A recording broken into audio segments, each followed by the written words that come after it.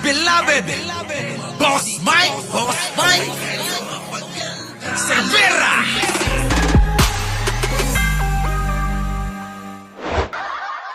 Viral po ang video ng isang biik sa Negros Oriental na Kita nyo mga kababayan? Ha? Grabe to. Ano na ba nangyayari sa mundo?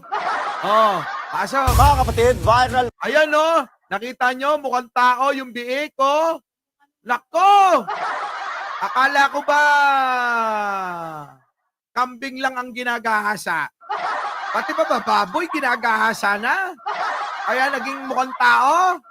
Yung anak ng baboy? Grabe, mga kababayan. Kawawa naman yung mga hayop na ginagahasa ng tao, ano? Ha? Walang hustisya, no? Oo nga naman, ano? Siguro isip-isip nila, mga kababayan, ay buti na lang kambing, baboy, ang gahasain. Hindi makakapagreklamo, wag ka lang pauhuli sa may-ari nito. Kaya yung iba, mga kababayan, para safe, walang kulong, walang hatol na kamatayan, kambing at baboy na lang! Grabe! Grabe no mga kababayan, ano? Ito, Banjeling Camilosa. Oy. Oo. Ito na mga kababayan, ha. Ito na. Pakinggan ninyo maigi. mga kapatid, viral po ang video ng isang biik sa Negros Oriental na kakaiba raw ang itsura. Naku, grabe. Kakaiba yung itsura, no? Tuloy. Kwento ng uploader ng video, pasado alas 4 ng madaling araw nitong Lunes ng manganak ang alaga niyang inahing baboy. Naku, grabe, mga kababayan. Sa tingin ninyo, hindi ba yan napagsamantalahan? Tulad ng mga kambing. Oo. Kasi may kilala ko, kambing talaga tinitira eh. Oo. Lalong-lalo na kapag high na high daw eh. Tuloy. Pero laking gulat nila nang lumabas ang isa sa 8 biik na iba ang itsura. Ala, mukhang tao talaga mga kababayan eh. Ha? Mukhang tao.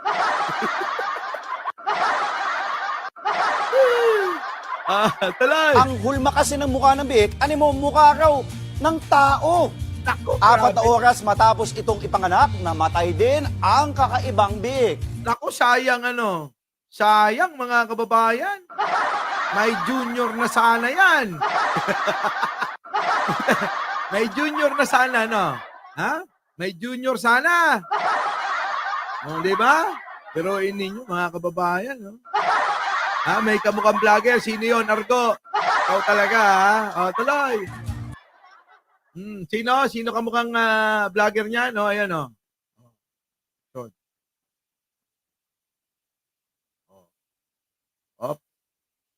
Ayan. Mas malaki, mga kababayan, no? Ayan, no? Grabe, no? Kamukha ni Bato. Bato! Kamukha mo to, mga kababayan, kamukha ni Bato. Sino, Argo, ang kamukha nito? Grabe yung baboy, nanganganak na ng kamukhang tao. Siguro talaga nasingitan yan. Kicks TV. Joel, Smiley. Nasingitan kaya to? Kamukha ni Banat Bay? Talaga ba? Mukhang Bato ata. Hindi. Kamukha lang ni Bato kasi parehas kalbo. Pero mga kababayan, yung itsura, yung mukha, mga kababayan, mukhang tao. May ilong, may mata, may yung bibig, yung bunganga. Kamukhang-kamukha talaga. Kamukhang-kamukha ng tao, mga kababayan. Di ba? Grabe. No? Malupit talaga tong naku. Saan lugar naman ginawa? Saan lugar ginawa? Saan lugar ba yan tinira? Ay, saan lugar nakatira? Alam nga natin kung saan. Wait lang Baka mamaya taga sa kanila yan. Mga kapatid, viral po ang video ng isang biik sa Negros Oriental na kakaiba raw ang itsura. Kwento ng uploader ng video. Ayan Negros Oriental daw. Negros Negros. ang itsura. Kwento ng Negros Oriental na Negros Oriental, mga kababayan. Mga kababayan, sa Negros Oriental may isinilang na baboy na mukhang tao. At pinaghihinalaan ko ito na malamang ginahasa ng siraulo yung baboy. Oo.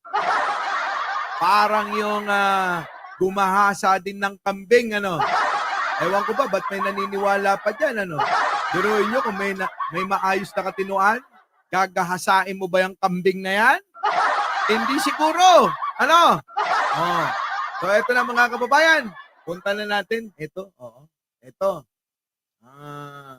Natalakay na. Ito, kita nyo Ito, pasok. Sunog naman. Dapat nilitsyon na lang yan Yung mga ganyang baboy, dapat nililitsyon at yung kambing dapat pinupulpog at pinupulutan. Hindi yung ginagaasa nyo yan. Diba? Grabe. Pati kambing, pati baboy, ginagahasa na. Pasok. Fire ay sumiklab sa Los Angeles, California sa Amerika. Panibagong kalbaryo rin yan sa libu-libong residente. Grabe itong California, mga kabayan, dito sa Amerika, ay wala nang humpay ang sunog. Opo wala nang humpay ang sunog. Lupat panglima na yan sa Inaapula. Narito ang Frontline News Abroad. Naglalakihang sunog ang bumalot sa bahagi ng Lake Hughes sa Los Angeles, California sa Amerika kahapon. Hindi pa man naaapula ang naunang mga wildfire. Iniinda na ng mga bumbero at mga residente ang panibagong sunog na yan na tinawag na Hughes Fire. Mabilis kasi ang pagkalat nito na mahigit 4 na ektarya na ang sakop. Grabe, Agad naman nagpakalat ng mahigit 1,000 bumbero para riyan.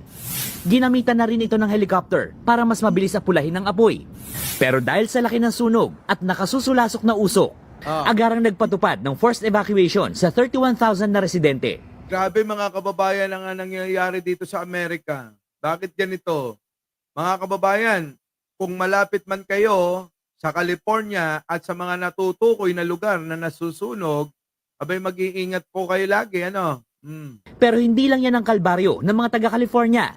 Dahil 16 na araw na nasusunog ang una at pinakamalaking wildfire. Naku, grabe, no? Ang tagal-tagal na pala, 16 na. Ang Palisades Fire. 70% na raw ang containment nito ayon sa California Department of Forestry and Fire Protection. At pahirapan pa rin ang pag-apula dahil sa hangin at panahon doon. Naku, yan ang problema mga kababayan, yung hangin kasi.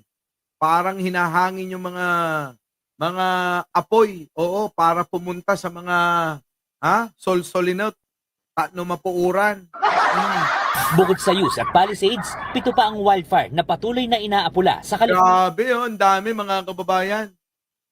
Baliwalo na yan. Tumpok-tumpok na apoy, malalawak. Ang Eaton, Fire Border 2, Laguna, Sepulveda, Clay, Gibel at Gilman Fire. Dami. 28 na ang nasawi dahil sa malawakang sunog. 16,000 na infrastruktura naman ang nasunog. Ayon sa City Council ng Los Angeles, pumapalo na sa $350 million o mahigit 20 billion pesos ang halaga ng pinsala. Kaya 20 billion lang, pwede nyo nang hiningin kay yan? Kay Elon Musk. Pwede nyo nang hingin yan, 20 billion lang.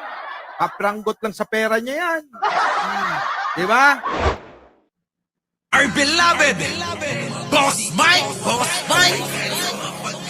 Cervera.